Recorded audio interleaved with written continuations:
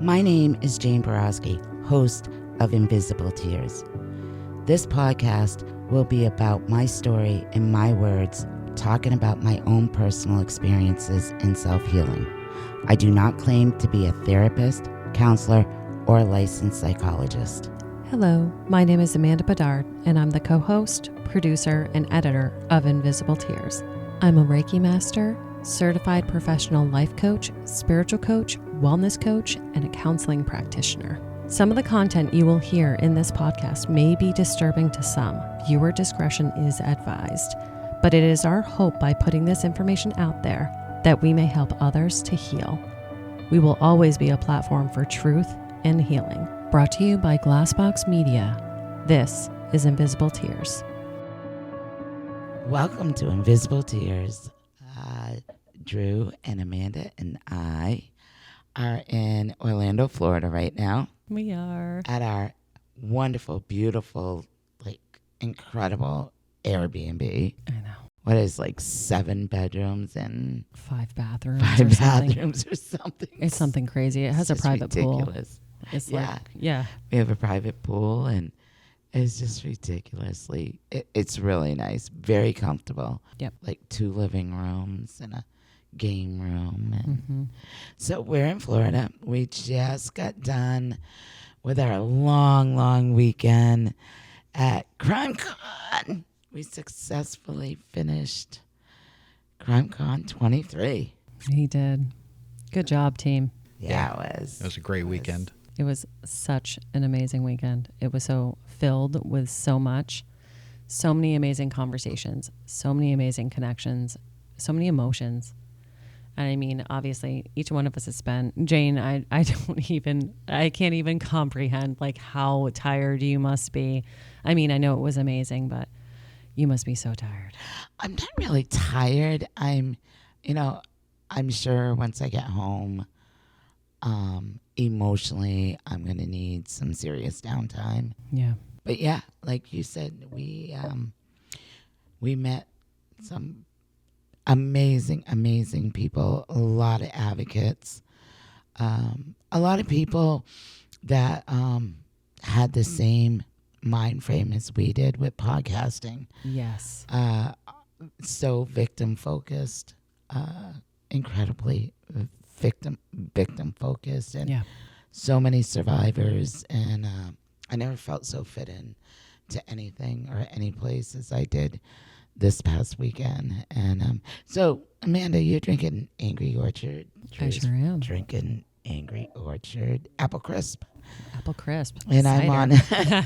I am on my second bottle of bubbly wine.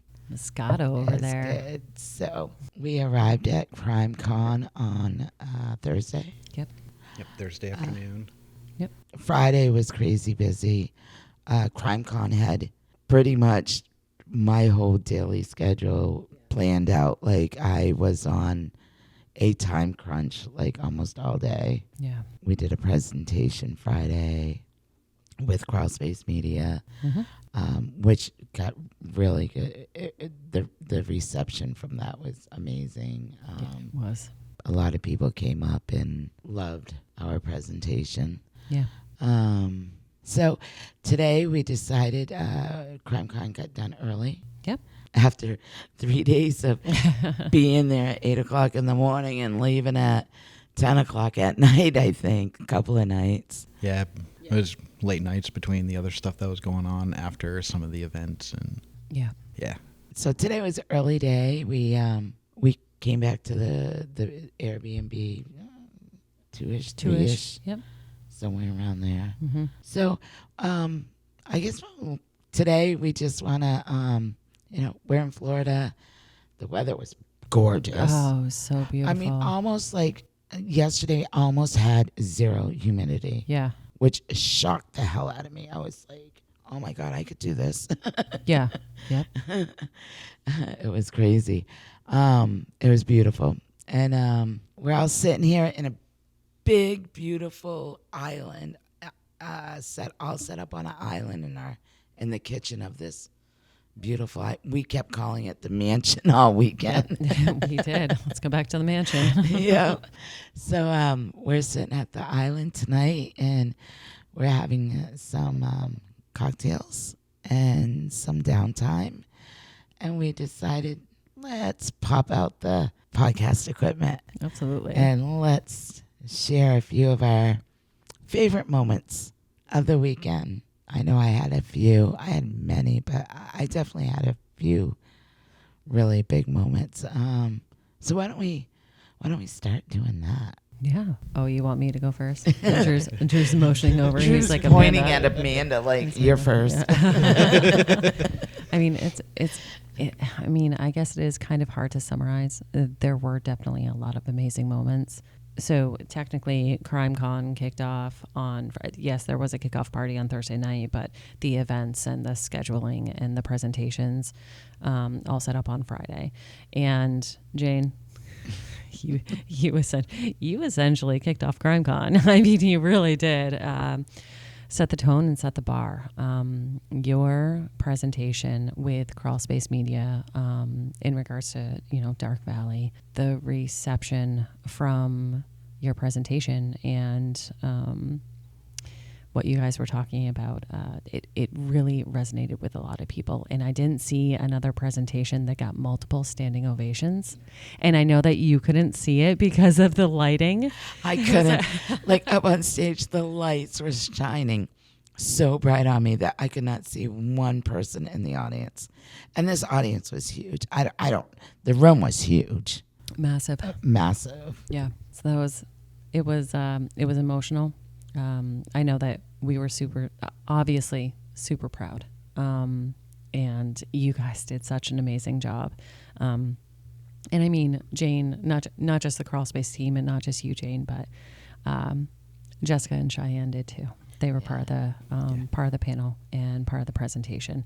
And it was touching, it was moving, and I think it was a great way to actually kick off CrimeCon. So that was obviously one of my first funny highlights. You say that because before we went up on stage for the presentation, we had me and Lance and Tim and Jen were backstage. They're all from Crawl Space Media.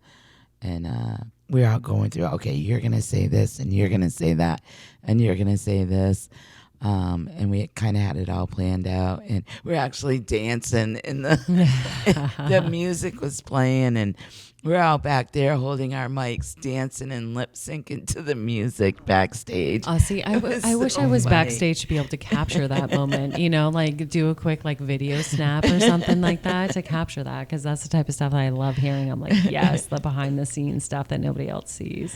So when I got up on stage, it was like Tim and Lance read mostly from their phones, and I knew what they wanted me to say, and I totally went off script. Jane, that's like what you do, though. You know what I mean? Like, okay, and the thing was, sitting in front of us was this big clock with red numbers, and they're like, once that clock hits 0, the lights go out and your mic shut off. So there was no room for error. You had that 1 hour, yep. And that was it. And so as they're doing the presentation, I'm like, okay, they just weren't rushing it along enough. And there was things I wanted to say, and I wanted to call you guys out because you guys were, you guys are such an important part of Invisible Tears. So I really wanted to call you guys out, and I just totally went off script. I said to them backstage, I'm like, I'm sorry, I went off script. Yeah. But you know what? It was perfect. And honestly, the way the entire presentation went, the flow of it, nobody would have known that you went off script and, you just publicly, blew up your own spot. But it all went perfectly. And it was really, really received well. I mean, you had a bunch of feedback from your presentation. Oh my God, amazing. Yeah. Amazing feedback. And I think the piece about the feedback that I love that people gave to you was, and it's stuff that we say too, is that even though you're off script and even though you may not necessarily see yourself as a presenter yet, right? Yet, you speak from the heart. and you're so authentic. And when you're speaking, people feel you. And because you are so authentic and real and transparent, they connect with you. And I think that's for a speaker, for anybody in the public trying to say anything, that is probably one of the biggest compliments that you can get. Yeah, thank you. Thank you. I appreciate that. Of course. I will admit, one of those oh shit moments that happened was when you came out on stage and the reception that you got. It was one of those like, oh shit. These people were excited to see you. They wanted to hear your story, and you delivered. You did a great presentation. We both started tearing up when the standing ovations. It's not like we actually started it. You know what I mean? We rose with everyone else. We'll always give you a standing ovation. We're your biggest cheering squad, you know. But instantly, the entire crowd was up, and I remember looking over at you, and we were both tearing, and we're like, "We got this. We got this." But it was fantastic to see. Yeah. To recap a little bit of what the presentation was, Jen, Lance, and Tim from Crawlspace Media went up and told the story of the Connecticut River Valley murders, talked a little bit about each victim, they had a PowerPoint, and then they said, and there was one survivor, and that's when they announced me to come out on stage. So, everybody really, it was, everybody loved it. Like, they were like, oh my God, Jane's here. Right. And it wasn't just fans, it was podcasters, it was other media personnel that were there. Like anybody in whatever capacity that was there loved it. Yeah. I gave you that feedback. They did. So, I mean, obviously that was one of my first number ones. Yeah, it was really, Tim, Lance, and Jen really had that planned out well. Because after I came out and told my story, and then, of course, we left out that, we announced, we were talking about how I was pregnant when I was attacked, but we really didn't go right into, well, my baby survived. And now we're in Florida, so a lot of people didn't hear about the Connecticut River Valley serial killer. So they really didn't know the story. So when, we were talking about how I was 7 months pregnant, and then, we're like, oh, by the way, yeah, Jane's daughter survived, and here she is and she came out on stage. And then, she also has a granddaughter with from Jessica. And then Cheyenne came out on stage, and everybody said that was like really powerful. It was a powerful moment. Yeah. Yeah. I mean, of course, I'm sure that so many people in just hearing like the surface of the story would just assume that, you know what I mean? You were attacked stabbed this many times. You were attacked so brutally. You were 7 months pregnant. And if you didn't actually go into any of the other details, so many people would assume that I lost my baby. You lost your baby. Yeah, right. Exactly. Yeah. So they did a wonderful job putting that presentation together. It was real powerful. Yeah. They did. Yeah. Yep. They did. Yeah. Yep. Yeah. Another one of my favorite, or I should actually say one of my favorite people that we actually were able to meet in person was Bill Thomas. Yeah. Oh, my heart. I love him and his co-host too. Yeah. They're amazing people. And so that was, we definitely, we made it a point. We kept on not seeing him at his table on a podcast row, and we made it a point when we finally actually saw him there to go over, and it was so funny because the second I said our names, and then I was like, invisible tears, he was like, like he immediately knew, like, and put two and two together, like who Drew and myself were, and we just started talking. We probably had about a 30-minute conversation with him, and that was fantastic to meet him. A wonderful man. Yeah. If you're not familiar with who he is, I actually was on his podcast as a guest. His sister was one of the victims of the Blue Ridge The first victim of the Colonial Parkway murders. Blue Ridge. Yep, Parkway. Blue Ridge. Yep. And of course, her case is still unsolved. Yep. Yeah. Yeah. And that's So the he one, has of his course, own is podcast. kind of tied. It's not tied to the Connecticut River Valley No. unless you listen to Lynn Carty. Because she's the one that was tying to Nicolau to that case as well. Yeah. Unfortunately, he had the same experience with Lynn Carty as I did. We talked about that a little bit on his podcast. Which is Mind Over Murder. Yes. Yeah. Yes. Mind Over Murder. Check it out. Subscribe. He does a great show. Yes, he does a wonderful job. And Kristen's And just- awesome on it as well. Oh my God, he's just the nicest flipping man you could ever meet. He is. Like, so down to earth. Every time he must have ran into me 20 times over the weekend, and every single time he saw me, he had to come over and hug me. Yeah. Like, he was just so happy to see me. He was just an incredible man. Just incredible. And he was able to introduce you to somebody that you found He special did. that you wanted to meet. And that was one of those special moments, seeing you two speaking. I'll let you talk about her, but we captured some great moments there. And Yeah. We did. So you guys make sure that you check out the YouTube for this, because we'll throw up some of the pictures that we were able to capture during that moment. Yeah. so who was it that you were able to meet? Kathy Kleiner. She was Ted Bundy's victim. Yep. Yeah. One of Ted Bundy's victims, and a true survivor. That was a moment where we met, and it wasn't awkwardly. We didn't know what to say. All we knew was to hug each other. Yeah. You guys And- just immediately did that. It spoke volumes. It did. It just, we hugged each other. We cried on each other's shoulders. We whispered to each other and laughed. Yeah. That was an incredible moment. That was the first time I ever met another victim. Not even a victim.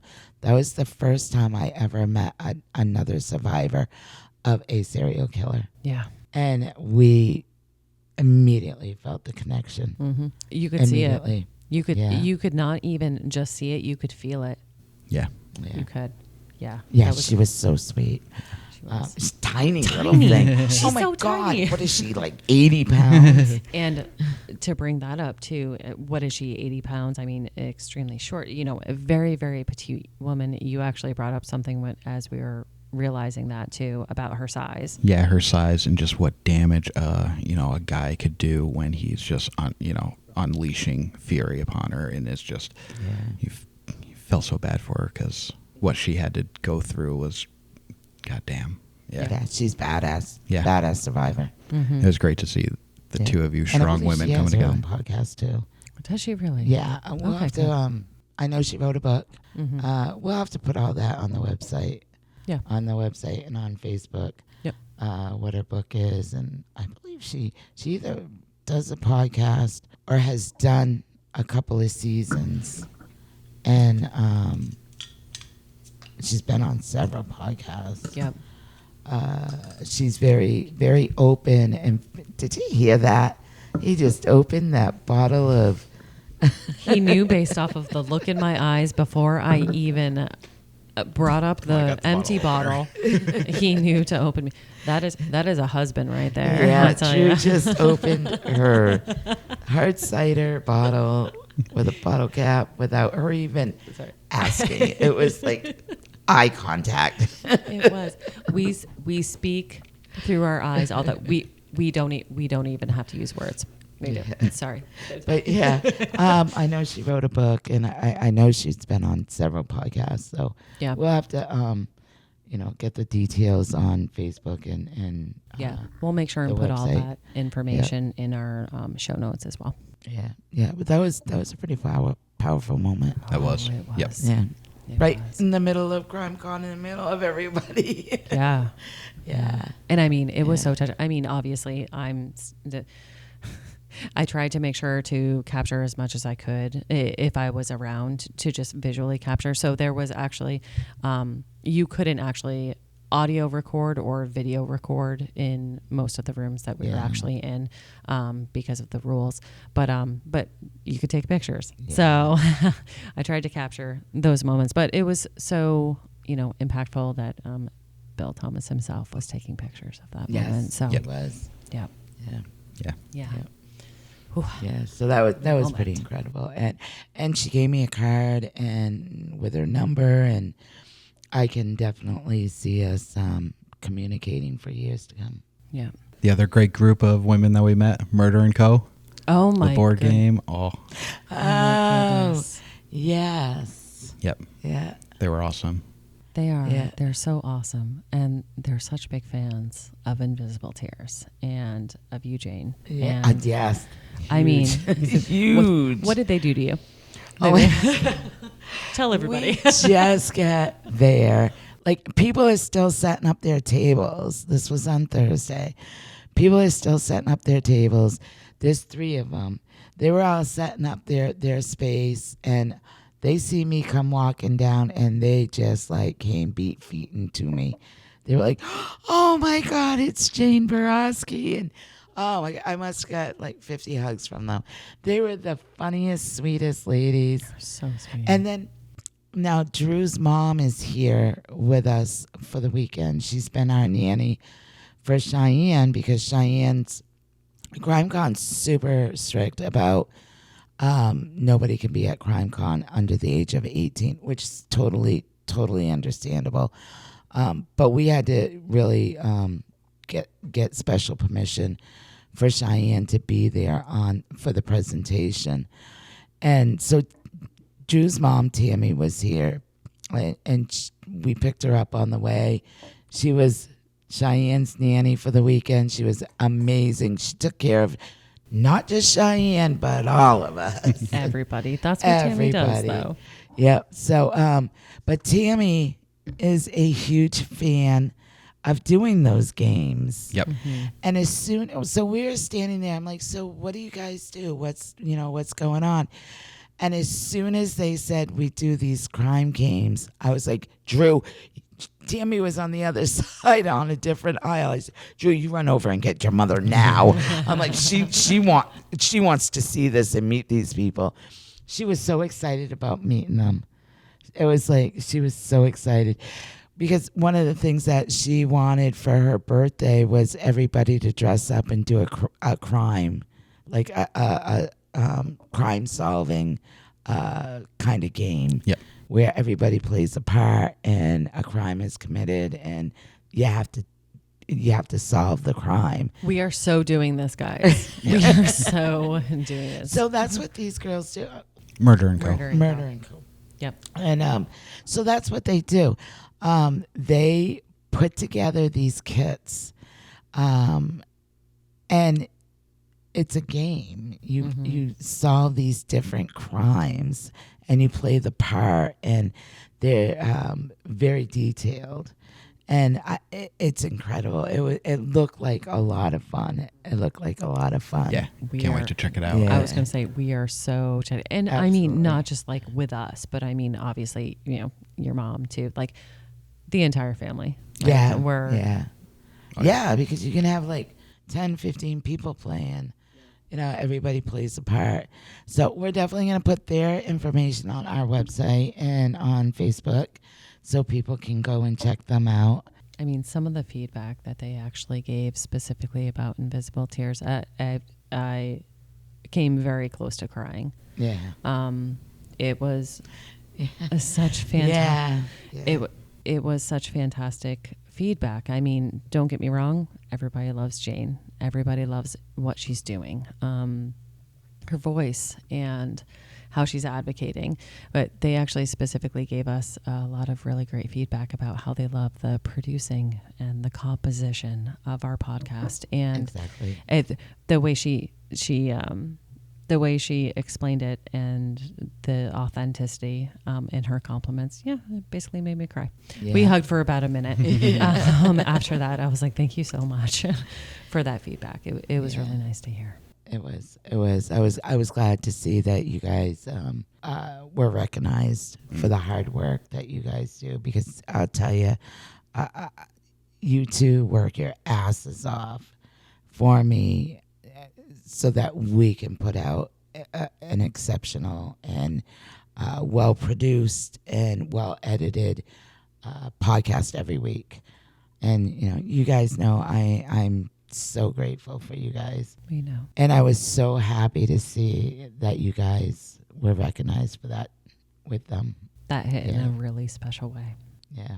It's well-deserved. It was very well-deserved. Yeah. Thank you. Yeah. Yep. That was great. And we hung out at the crawl space table a lot over the weekend because we definitely had our Invisible Tears cards there, and it was great who we were surrounded by. We had Survivor Squad on one side, and then Emily, Taryn Collier, Taryn Collier, yeah, they're so amazing. Yeah, and then Emily right next. Oh my God, yeah. How amazing is Emily and her entire squad? Yeah, the True Crime Podcast with Emily. Podcast with Emily. Yeah. Yeah, from Fox. Yeah, Fox Networks. Yeah. Yeah, she's amazing. She's so sweet. Her whole team is so nice. Yeah. And like, I saw her there like real briefly, like for a split second. I said, I was gonna say to Jessica, oh, Emily's here. And then all of a sudden I hear Jane. And it was Emily yelling over to me because I had just done a few weeks ago an interview with Emily for Fox News. Yep. And she knew exactly who I was. Mm-hmm. And and they were just like right next door to us. So our spot was perfect. Like totally perfect. I absolutely loved how they communicated to us about the specific timing of the drop of your interview with them too. Yeah. They planned that out for us because they knew that we were going to be at CrimeCon. So they dropped that interview episode literally on Thursday. The Thursday before CrimeCon. It was like so sweet, so considerate. They're amazing. Yeah. Yeah, she's so cute, and she's got some kick-ass shoes. I was just gonna bring up her shoes. She's got some kick-ass shoes she wears. Emily, if you are listening, man, your shoes are fire. We were talking about them all weekend, and you can rock the shit out of them. You can. They're amazing. Oh, I wish I could wear shoes like that. I know. Me too. Me too. I wish I had taken pictures because, like. I know the pictures that I actually ended up taking when you were taking pictures with her. I didn't actually end up getting the shoes in the picture. I didn't go down that path. One pair of shoes was like really high heel, thin heel, but they were red and they glitter like. Yeah. They had like rhinestones on them too, didn't they? Yeah. Yeah. I mean, they were beautiful. Yeah. They were beautiful, and she rocked them. God, she rocked them. She did. Yeah, and I have Emily's email. You have her phone number. So yeah. I text her. I get to text her. You do. You do. I'm trying to get on the TV with Fox with her. Yeah. I think I probably mentioned it to them 20 times over the weekend. I'm like, okay, now I was on the podcast. Now get me on TV. I want to be on TV with you. Yeah. And Collier and Tara, they're amazing. They are two survivors. Actually, Collier has quite the story. They're Survivor Squad. Yep. Survivor Squad. Yeah. And really check out their podcast. Amazing advocates. They really are. I can't. But and Jane, you forewarned me about this too. You were like, you and Tara, like you guys need to meet. You guys need to have conversations. The second that we actually did meet in person, it was right at the beginning of CrimeCon too. The conversations that we were having back and forth about Reiki and it just so many different things. I was like, oh goodness, stay tuned, guys, because we're gonna have some conversations. And she's my people. She is, and she's studying right now to be a Reiki master. Yep. And I was like, oh my gosh, you have somebody to meet. And I dragged Amanda over. Yep, absolutely. I mean, it was. I love. I love everything that she talks about, especially from a very specific healing process in regards to trauma in relating to energy work. It's so not known by so many people, and it sounds abstract, but when you really get into the conversation, it's not as abstract as you may think. So there's a direct correlation. So her and I could probably talk for hours about it. So yeah, she's done an enormous amount of counseling and healing, and from she uses yoga. She's done EMDR, yep. And she suffered some real severe PTSD. Yep. That really impacted her life a lot. Yeah. We saw their presentation today, which was amazing. It really was. It was almost like their presentation mirrored everything that we stand for, and that we've talked about with PTSD and life for a survivor after a tragic event. Right. And I loved their presentation. Me too. And they did a shout out. Yeah, I was going to say a shout out. They saw you. They were like, Jane's back there. Yeah, and I was way back in the room. Yeah. So that was pretty nice. They're so cute. They started off doing a podcast together, and now they're dating. They just everybody knew they were dating for months. And they just finally came out and said, "Okay, we're dating." And they're so cute together. They really are. They are. Yep. They have a great chemistry. Absolutely, Yeah. absolutely. They really Yeah. do. Yeah. I think that probably the well, that's it, and it's funny because I don't know if either one of you guys will actually have the same sort of reaction as I had. And it wasn't even a comment that was actually said to me. It was a comment that was said to you, Drew. So there were a couple of fans that came over. And to be honest with you, they hadn't actually heard of correct? They hadn't heard of Invisible Tears before. Had they even heard of Dark Valley? Or Nope, hadn't heard of the case at all. And in the conversations that you had with them, in wrapping up as they were leaving the booth, they gave you the feedback to us in saying that they thanked us for doing God's work. Yeah. And the second that you told me that, I started crying, and without getting too much into detail with that, that is the type of really meaningful feedback from fans, from listeners, that it hits some place really special with me. That was an amazing comment. It was. To actually have somebody make to us. Yeah. I mean, we were at True Crime Con. Yep. And True Crime Con. True Crime Con. Jane's changing the name. You don't have to edit that. Keep that in. The wine is kicking in. I'm sorry. And maybe are we going to make a True Crime Con? Hold on. So, you're under the impression that, it's going to be all about serial killers and the gruesome stuff and all that. And what shocked the hell out of me was how much advocacy was. Oh my God, me too.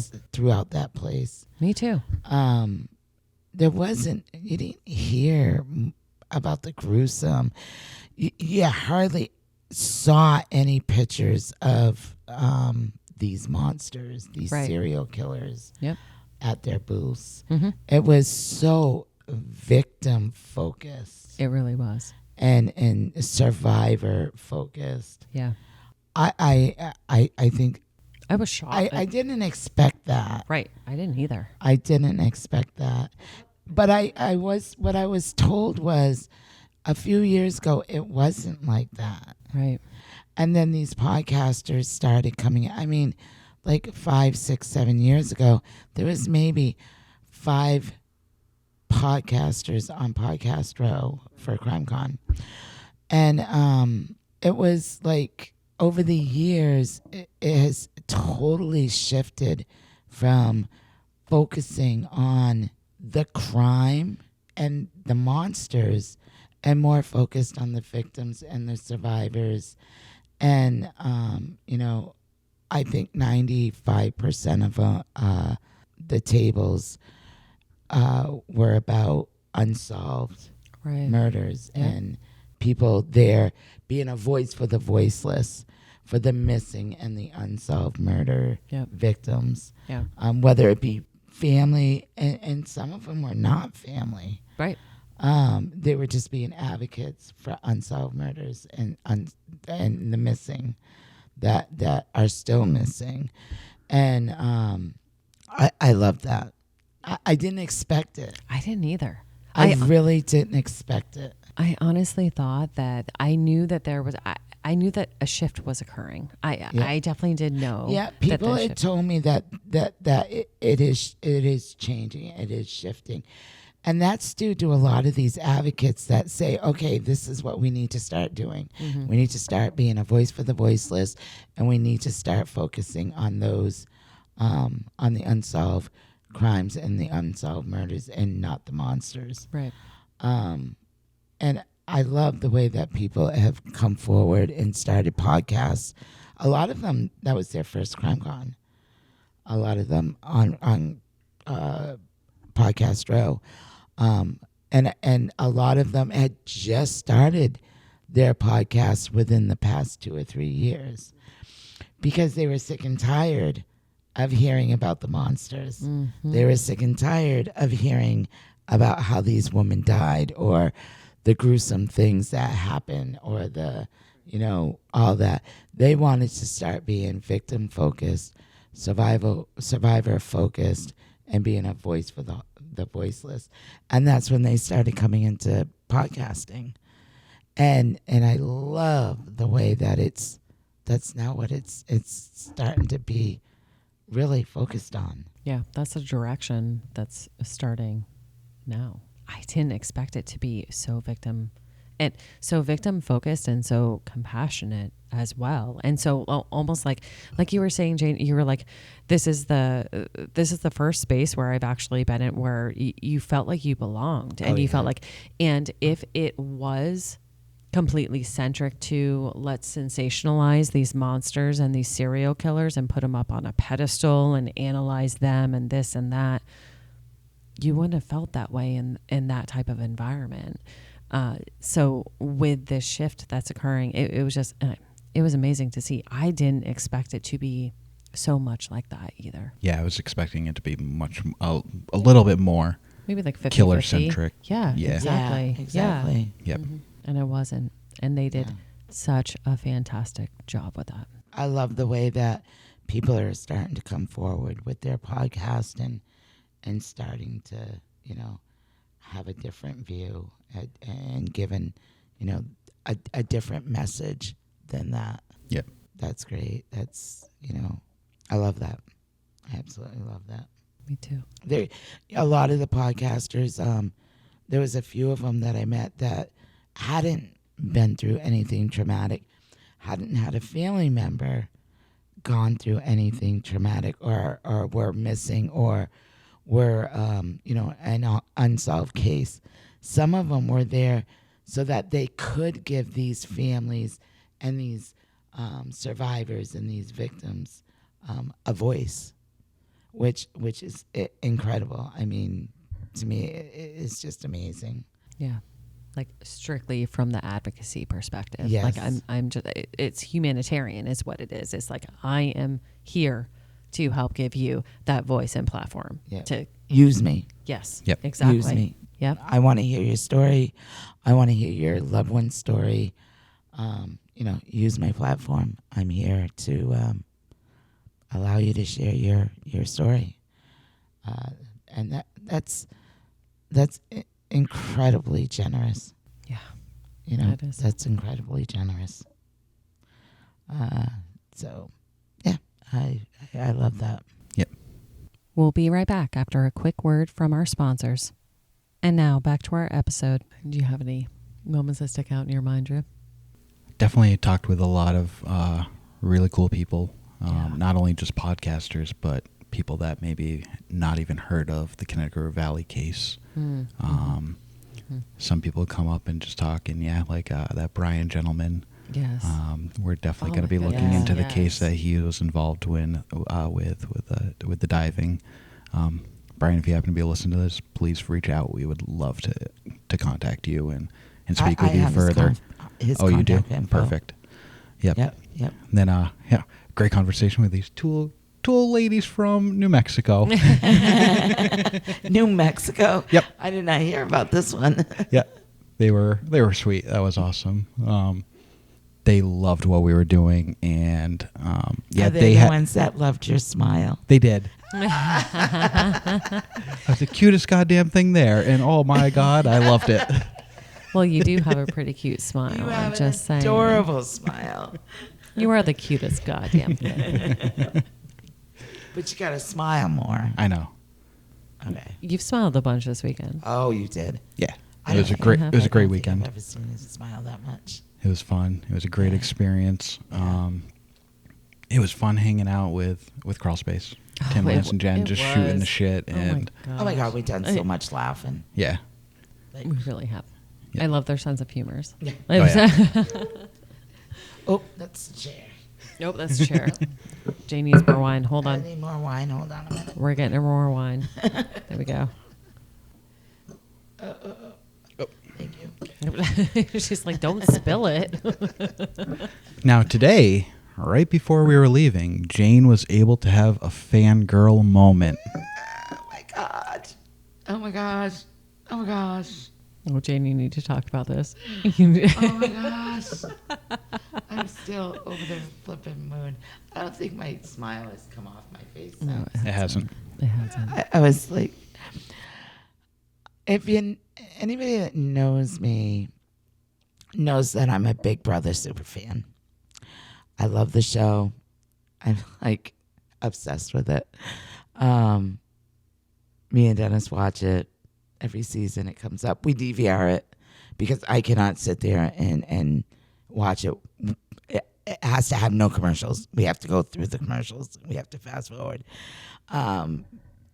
We have to have a special time where we sit, no interruptions. Like, phone comes off. Like, I'm a Big Brother super fan. So I hadn't had a chance to really walk around to all the booths. So today we didn't have anything going on. We did want to see Tyra and Collier's presentation, which was amazing. So we decided to go down to the gift store. We did that. I said, okay, I want to make one more sweep. I want to make a sweep through all the tables where everybody was set up on Podcast Row, meet up with some people, say my goodbyes, because we were getting ready to leave today. And it still shocks the hell out of me. I didn't notice this. We walk in the door. We're walking straight down. Me and Jessica, we talked to a few people at their tables. And I happen to look down and I'm like, oh my God, I know that guy. This guy was at a booth. I said, oh my God, I know him. And I'm like, holy shit, that was Derek. That's Derek Levasseur. And I just like almost hyperventilated. I said, Jessica, do you know who that is? And she's looking and she's like, oh my God, he's on Big Brother. I'm like, he is like the greatest Big Brother contestant ever on Big Brother. I still stutter. I said, oh my God, Jess, we got to go down and see him. So I had no idea he had podcasts. He actually has got like 2 or 3 of them.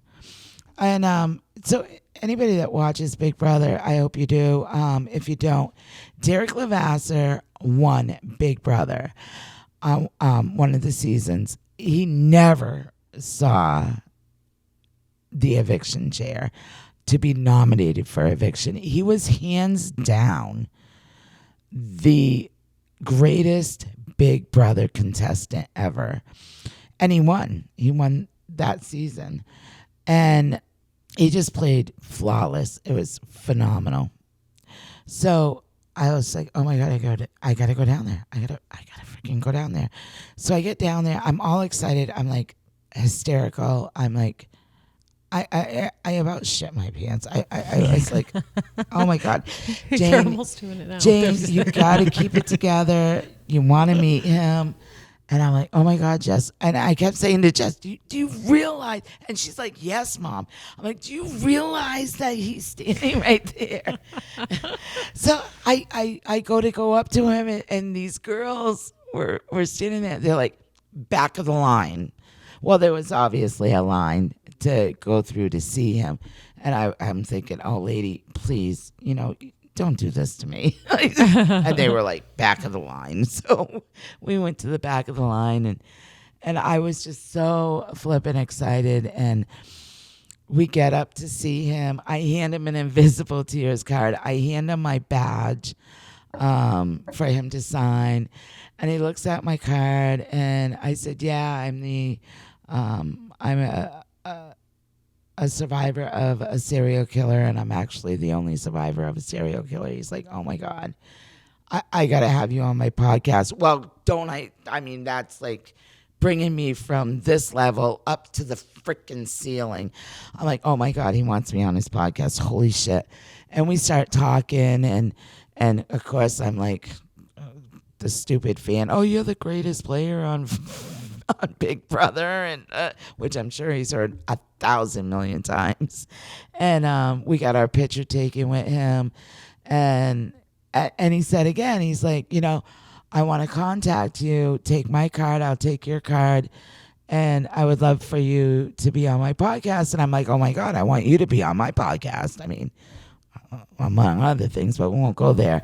And I was like, because I'll tell you what, I've always thought he was good looking on TV, better looking in person, like better. So and that usually doesn't.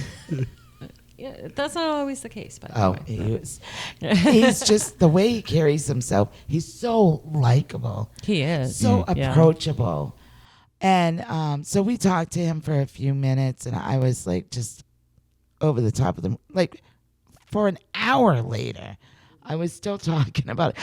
Matter of fact, I got done talking to him. I went over to, never mind.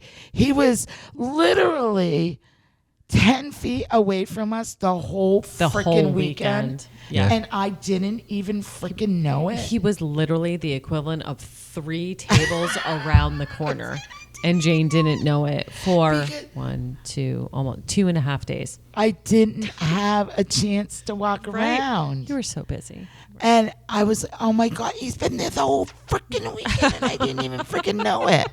I was like, oh my God. So I get done talking to him, and I go over to Lance. Lance is backing up the table. And I'm like, Lance, do you know who the frick is over there? He's like, oh yeah, he was here. He was at CrimeCon in Vegas. I'm like, do you know who he is? And he's like, well, I know he's like, he does something on TV. I'm like, he was the winner of a season of Big Brother. He's like, oh, I don't watch that. I'm like, what the hell do you mean you don't watch Big Brother? You're like, what the hell is wrong with you? What is wrong with you? But so yeah, for like a half hour, I could not keep it together. I could not keep it together. I was just so over the moon excited. I think that was my first, what did they call it? It was definitely a fangirl moment. It was a fangirl moment. Yeah, I mean. That was my first. Yeah. I mean, and the funny thing about it is the whole weekend, who did I want to see? Nancy Grace. Mm-hmm. That was my goal the whole frickin' weekend. Did I see Nancy Grace? No. Like, I'd be walking down the hall and I'd hear people say, oh, just saw Nancy Grace 15 minutes ago down the hall. Where? I thought you were going to punch me Where? because I saw her too. And I find out these guys saw her. We did. We were literally just sitting in a very a vacant hallway in between a whole bunch of the rooms.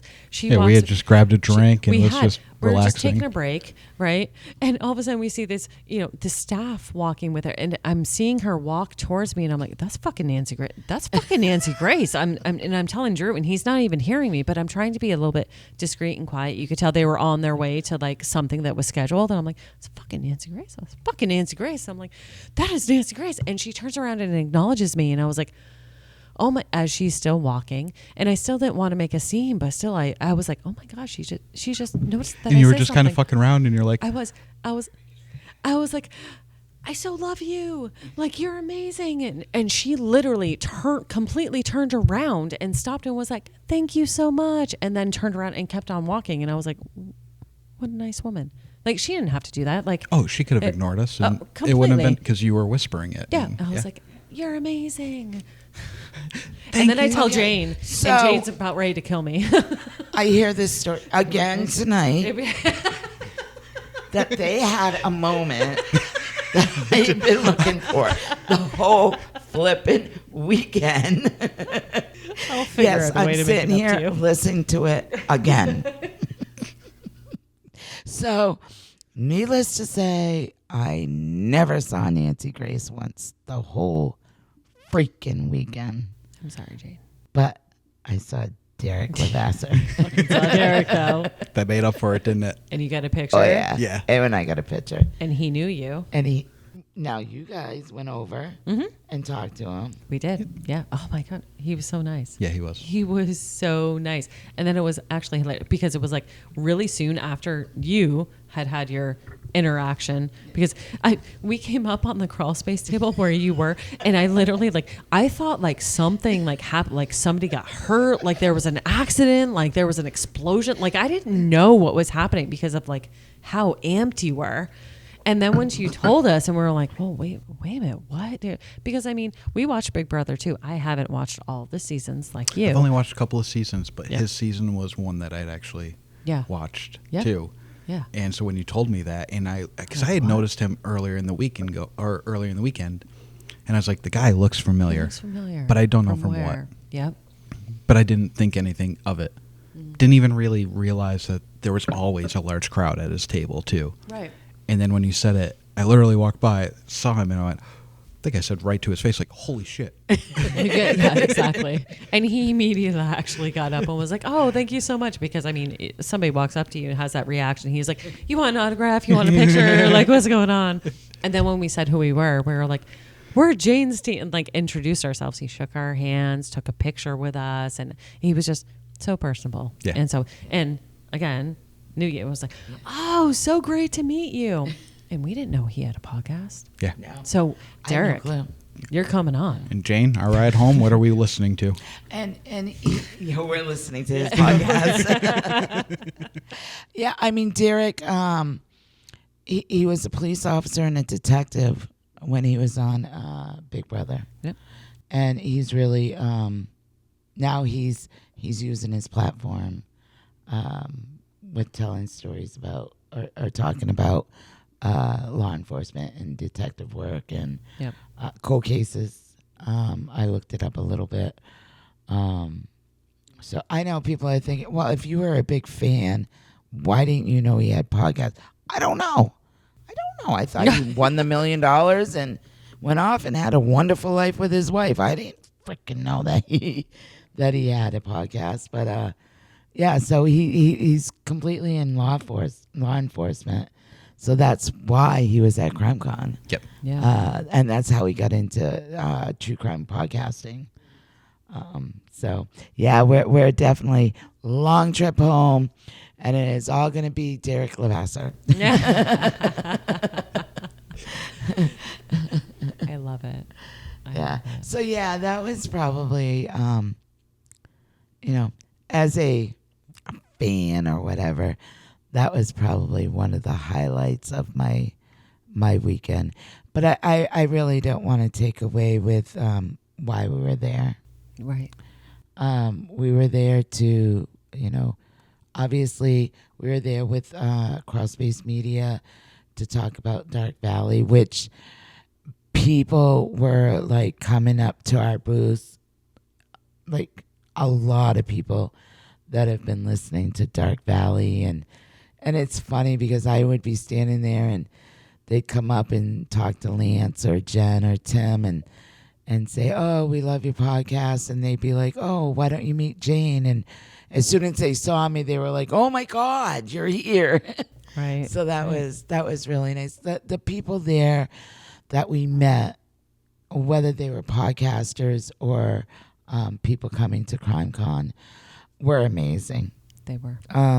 There was no rudeness. The reception was amazing that we received. Yeah.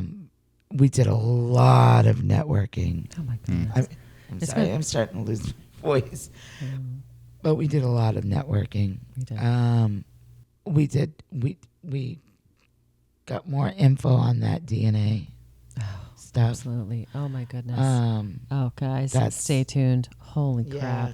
Holy Yeah, we crap. found out a lot of really great information from this genealogy company. And they gave us a lot of valuable information that we can now take to the New Hampshire Coalition as far as what the coalition can do moving forward with any of the cases that have DNA involved. We found out how the funding works, how the submission of it works, and we're definitely going to contact Mike Garrity, I think, is one gentleman I want to reach out to directly and just see if they are aware of these types of companies because of the value that they could bring to law enforcement and how they're there to help law enforcement try to get some closure on these cases. So I'm very excited that we were able to That was a huge to talk with them. That was huge. That really was. Huge. I don't think that, I mean, I know that there's been snippets in the news because of different cases that have been solved via this way, but genealogy, and the genealogy tying to DNA, it's such a progressive environment that actually exists.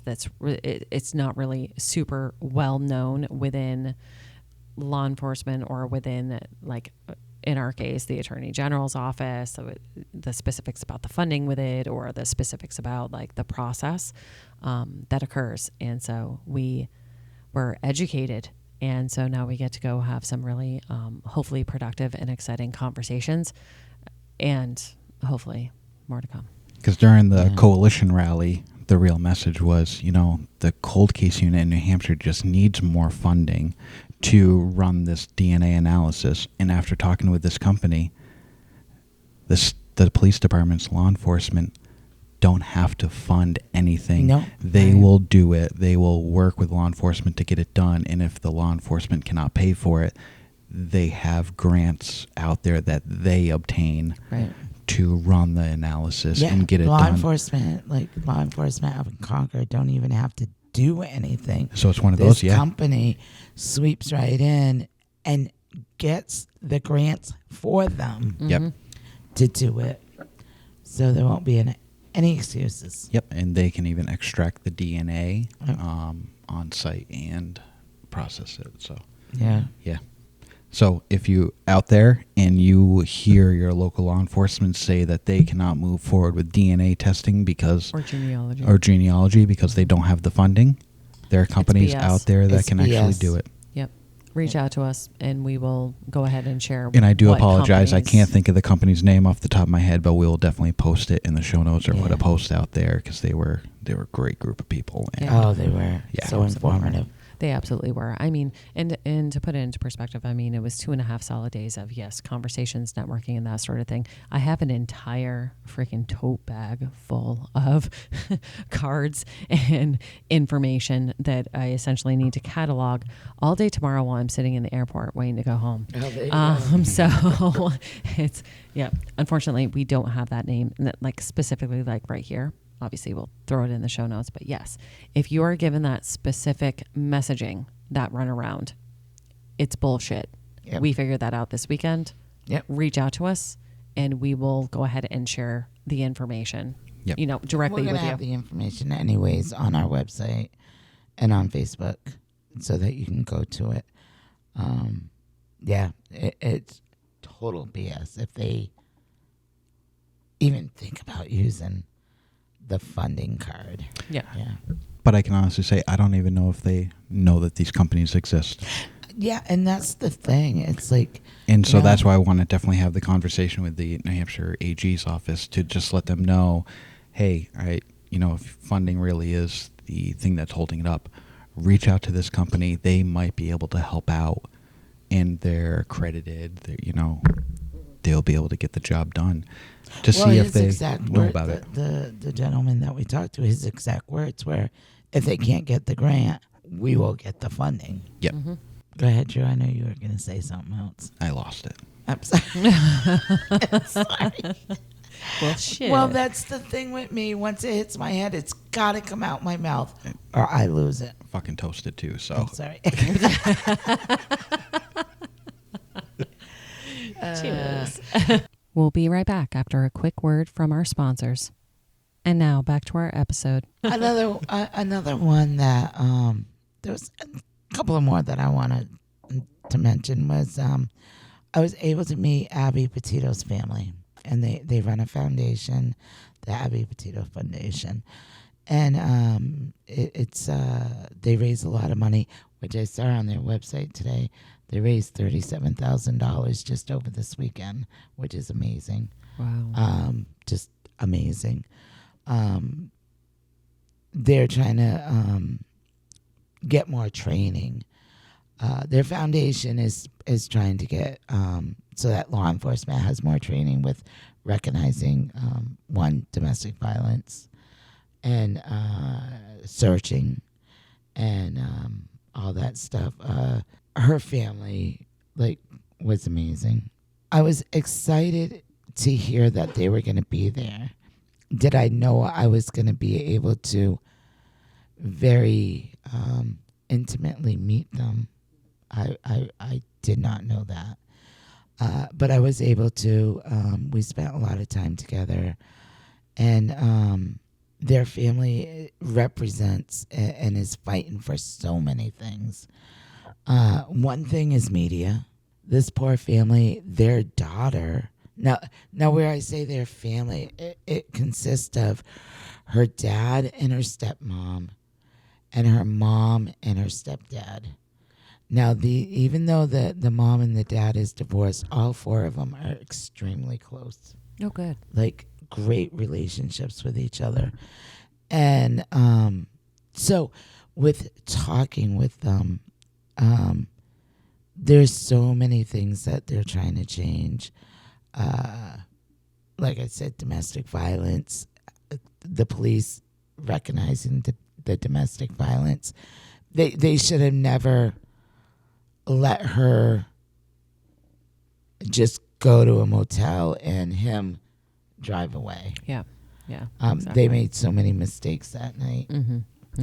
Mm-hmm. The other thing is media. Their daughter was missing and murdered. But yet they had a gag order. They couldn't talk about it. They couldn't talk about anything. Right.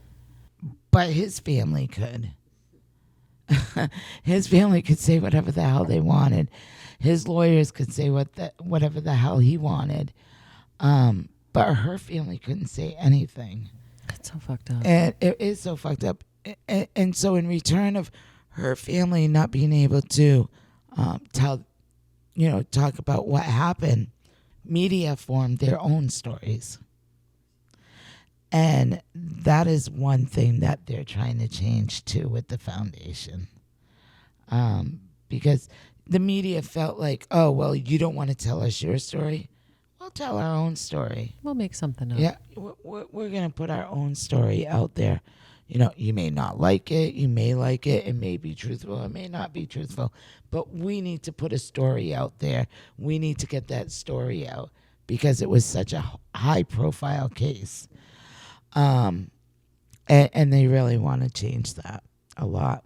Their foundation is amazing. Like, oh my God, they're trying to do so many. They're trying to make so many changes.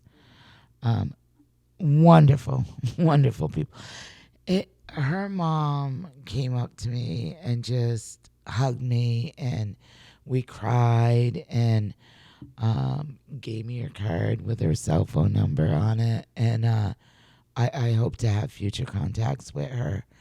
I hope to have them on because I would really, really love to talk about Abby, right. Not about him, not so much about what happened, but about Abby and who she was.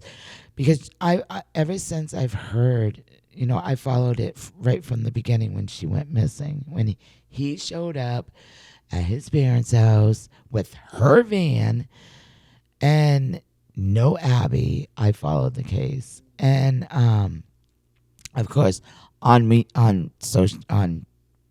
news stations, but her mom, like, we hugged and talked, and they're incredible people, and I want to be able to talk about Abby because I felt so. I loved like what I heard about her, what I know about her so far. She loved nature, she loved adventure, she loved to travel. She wasn't about getting motels or getting this or getting that. She was all about living on the road and just experiencing nature and visiting different parts of the country. And I so want to know more about her. Yeah, me so too. We have invited, we're inviting them to, or at least her mom and her dad or whoever, whichever ones want to come on. Yeah. I know her mom would most likely be the one to come on. So we're hoping to soon have them on the podcast to talk about Abby and what her life was like and her goals in life. And, did she have goals in life? What did she want to do in her future? Which to me, I think that she was a bit free-spirited and Sounds it. really didn't have goals, just wanted to enjoy life in the moment. And so we will be having them on in the future and to talk about Abby. And I'm super excited about that. Yeah. Because and they'll talk about the foundation and that stuff. So that was a pretty big highlight of my weekend too. That was amazing meeting them. I knew that they were going to be there like towards the end of the week, just before we got there. And I was like, yeah, I'd like to get a chance, have a chance to meet with them. And it was, I definitely got to meet them. They absolutely knew who I was. They heard my presentation. I walked by them a couple of times in the hallway, and they were like, "Hey, Jane," So that was pretty special. So yeah, that was pretty awesome meeting them. Yeah, my heart goes out to them. They're all still very much feeling the loss of Abby. Unfortunately, probably always will. But you can see that they're all still feeling her loss. Breaks my heart, but I did get to meet them. That's amazing. Yeah, And I really love your idea about having them on to really speak about her herself, her life. Yep. What she was like. yeah. I mean, with how publicly her case was covered, how much do any of us really know about her, right? So it's a perfect opportunity. Absolutely. Yeah. Absolutely. But so just a quick recap. What was that? It's over an hour. So that was a quick recap of our weekend. We're going to get more into detail, which is going to be, a few episodes Yeah. when we get back home. Mm-hmm. We wanted to get it while it was fresh. Yeah. And while we were... Yeah. Before we drank too much and forgot it. You think we haven't drank too much? Or she was like, I haven't. And, big shout out to Crawl Space and Chris and David from Glassbox. Chris and David from It was great to meet them. Yeah, we got to meet them in person. Scott from What Was That Like? He was a good guy, him and his wife. Yeah, him and his wife, yes. Yeah, him and his wife joined us for dinner. Yep. Mm-hmm. That Glassbox gave all of us a dinner that night. Mm-hmm. Yep. Yeah, it's, thank you guys all. I felt so, what did you say earlier? I felt so fit in. You did. And you've actually repeated that multiple times throughout the weekend. Yeah. I've never felt so much like I fit in somewhere. Yeah. And to be with what you were preparing yourself for experiencing, I don't think that you were planning on coming into an environment that would be, I won't necessarily say safe, but almost like coming from a compassionate perspective. I mean, I think we all sort of understood that, yeah, there may be that piece and there's, victims there and advocates and it's starting to move in that direction. But I personally thought that we were going to experience about 50-50 and we were going to actually still have to deal with, the people that are still obsessed with the actual serial killers and really intrigued with their crimes and what they did and how their minds work. And, I thought we were going to experience that, and it was nice Advocacy.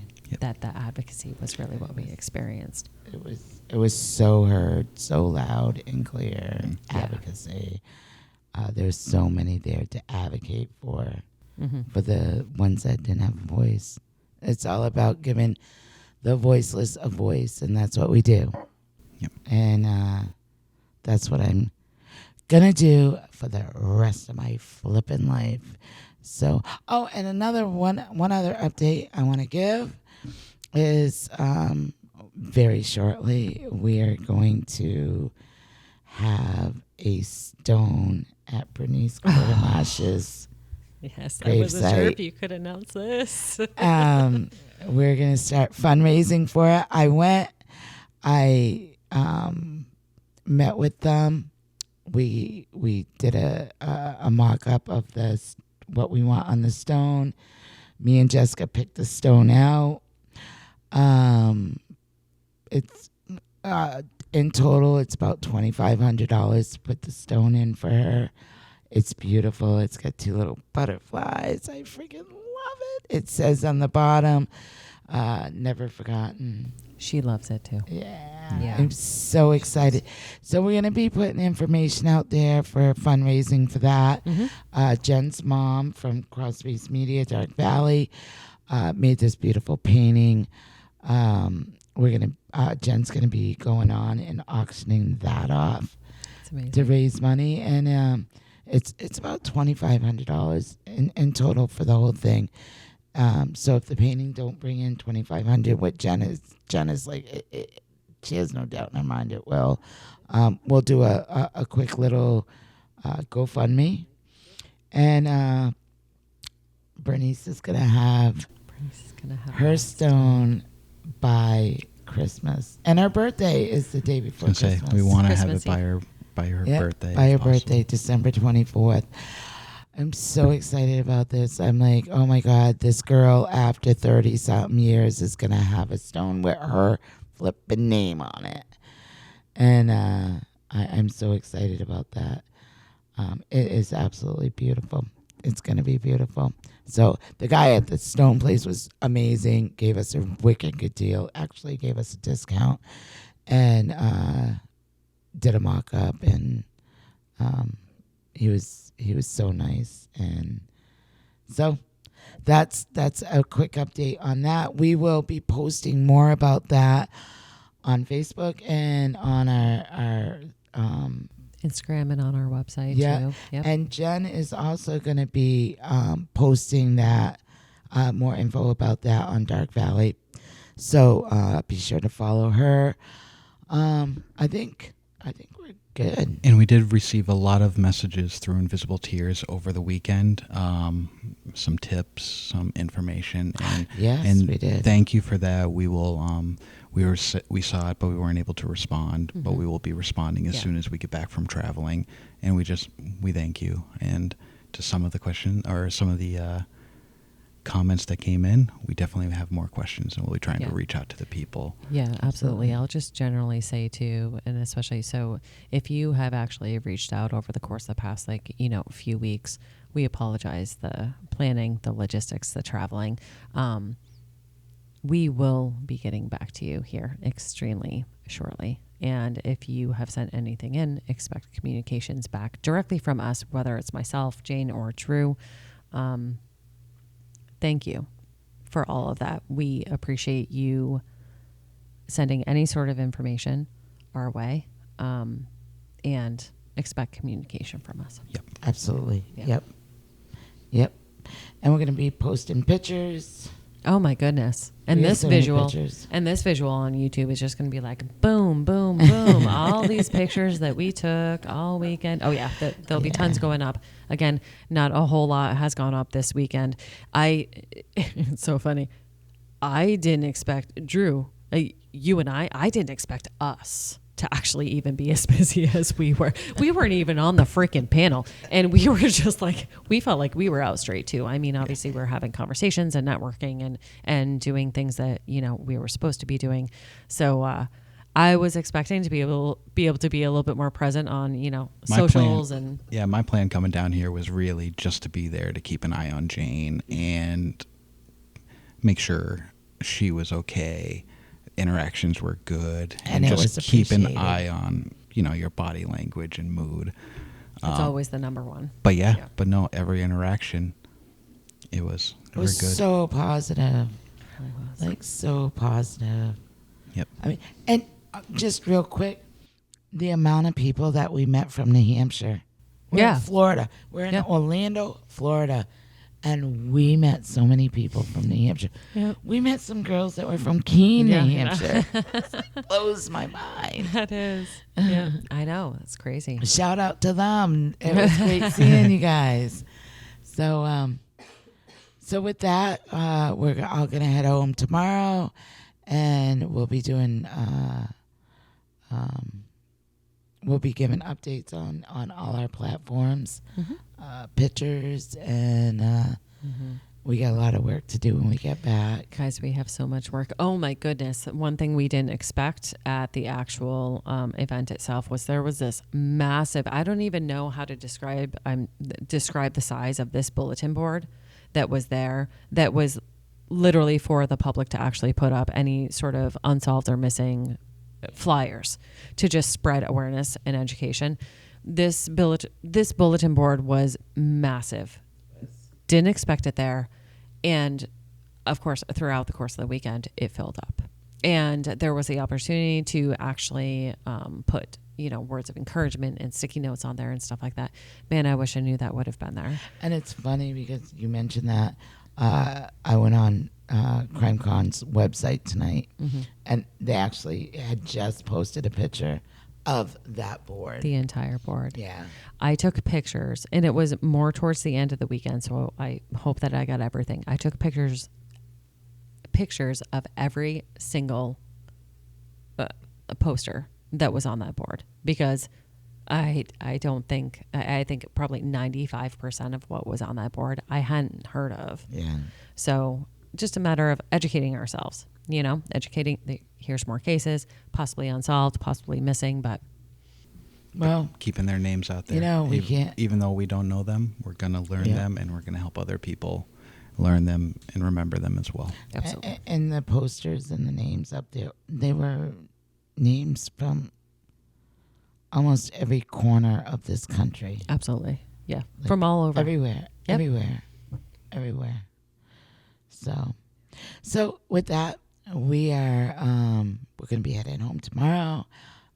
We're hoping that everybody has safe travels. And yes, I don't fly. Amanda flies. I love flying. Drew tried it. He attempted it. So Amanda and Drew flew down here. Yep. Amanda's flying home solo I am. because Drew just cannot fly back home. So he's going to be riding back home with me. I don't fly. I drive. So there's been a little Goddamn change fingernails were sweating. A little oh my goodness. I know. I didn't know it was possible for fingernails to sweat until I saw his doing it, and then I realized, okay, sitting here coming from a wife's perspective, we've been together a while, but this was actually the first time that you and I actually took a plane ride together. We have traveled, but it's always been, in different capacities. I thought, I'm a master. I'm the best Reiki master in the world. I can help with the stress and anxiety, and I can do this and that, and I'll take your mind off it. it was, I applaud you in trying. I really do. But until I actually experienced what you actually went through with your, distinct fear in flying, the second that we went through that and we made it through, we did.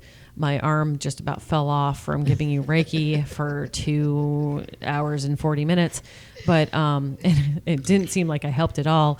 And long story short, you tried. I appreciate that. But now that I've actually experienced it, I forced Drew to actually not travel home with me because we had the option for you to not do that. Yeah. I enjoy it. I'm weird. I like to fly.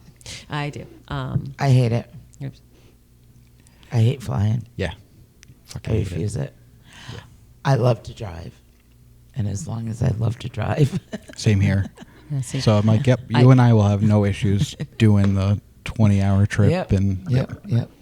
So big shout out to Glassbox. Big shout out to Crawlspace Media, Tim, Lance, and Jen for an amazing weekend. An amazing experience. We love you guys. We love you guys. Thank you for listening. And until next time, toodles. Please tell everybody about us. We can cut that. It sounded so awkward and out I know. of place. I was trying. Well, you were getting ready to stop the record button. I was.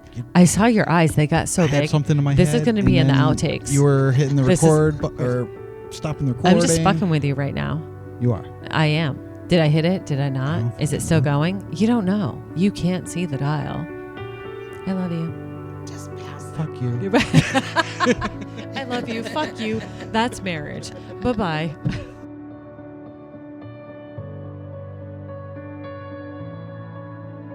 Thank you all so much for listening to this episode of Invisible Tears. Make sure you subscribe to our podcast to hear all future episodes. Click into our link tree too in the episode description to find and follow us on all our social medias. And it also links to our website, invisible-tears.com, where you can keep current on any events that may be coming up, read more about Jane and the team, and read more about all the Connecticut River Valley unsolved cases.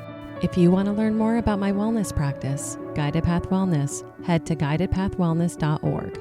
There you can read more about me and my certifications, more about the Reiki and coaching services I offer both in person and remote, and read all about my products for sale that I make through the practice. Feel free to utilize the Contact Us section on the website with any questions, or utilize that free 15-minute consultation booking button if you have any questions about what might work for you. Evil may exist in this world, but we will not let it win. See you next episode.